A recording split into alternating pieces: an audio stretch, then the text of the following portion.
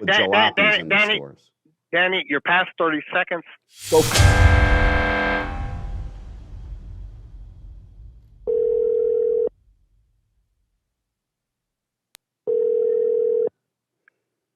This is Meg.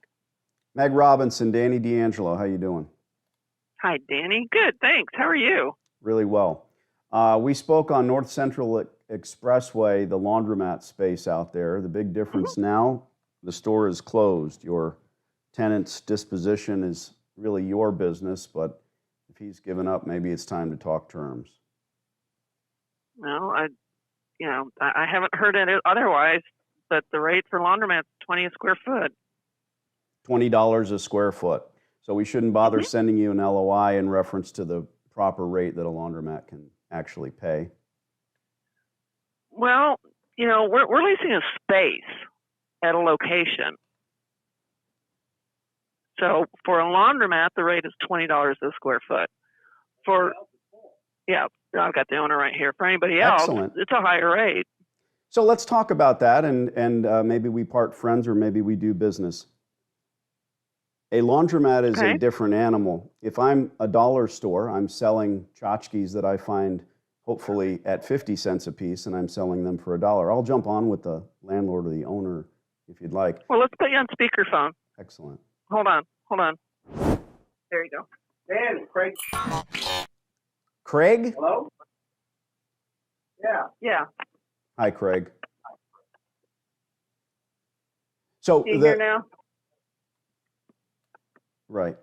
So this is certainly not an argument. It's more of a negotiation, obviously. And you're saying the rate is 20. I hear you.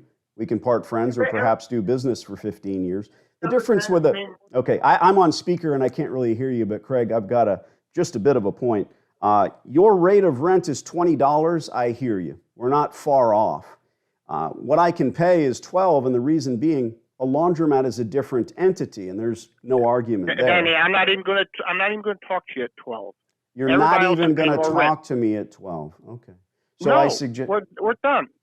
It's I've got 30 more. We're going to upgrade to a better tenant. Good. And get $24 a foot. Get rid of the laundromat. Get rid of the laundromat. Yeah. That's what you're saying. Good. I don't blame you. Can I educate you for 30 seconds on my point? I don't mean to step on toes. Good, thank you. My time is certainly no more valuable than yours or the next guy, but this is what's important, and I want you to understand it. A laundromat is different because I'm not looking to run or operate the place the way it is. It's a wreck. You know that, I know it. That's why the guy left. So my debt service is astronomical. It's not, you don't frequent laundromats. Let me roll the dice and take a wild guess. I don't frequent laundromats unless I'm in there collecting coin and cash. A dollar store, they try to sell tchotchkes for 100% markup. God bless them. A nail salon, they've got dozens of employees and they're selling a service. Laundromats are just different. I intend to sign a 15-year lease in my centers, pay commensurate and reasonable rates, and then retool them as soon as my debt service runs out. I don't want to deal with jalapenos in the stores. Danny, you're past 30 seconds. Go fuck yourself. Whoops, I lost him.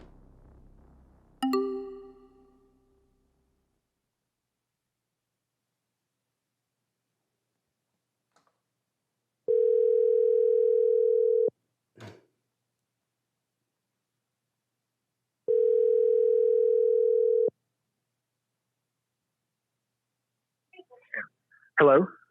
Do you blame me for telling him to go fuck himself? No, I don't. Thank you. Not at all. Look, I work for you, and I don't lose my temper, ever. I haven't yelled at my kids in 10 years. My oldest is 18. I remember being that guy, but I don't need some piece of shit telling me that, hey, Danny, I understand laundromats.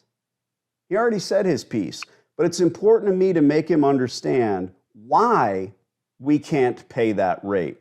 Not because we don't want to, not because and trust me, at the end of the day, I talk about these terms because I want you to make more money. And I want you to survive from the beginning, not have to dip into some savings or pull some bullshit. He said he's going to get $24 a square foot, didn't he? He's going to get rid of that laundromat. So let's see if he does. Your homework, keep a close physical eye on it. In big giant letters on the notepad, I want you to write, Danny told him to go fuck himself and hung up. Because that's who I am. That's who you hired. I don't need to listen to some guy interrupt me. On his speakerphone. Big old 10-gallon hat. Right. A lot of people say, hey, Danny, this is Texas. You got to talk different to people. No, I don't. Absolutely not. That's putting him down, isn't it? Because he's got a 10-gallon hat and an accent, I'm supposed to treat him differently? No. No. 6 months from now, I want you to set your calendar. If this silly fucker hasn't put an optometrist in this place, we're going to call him back. I will do. Okay?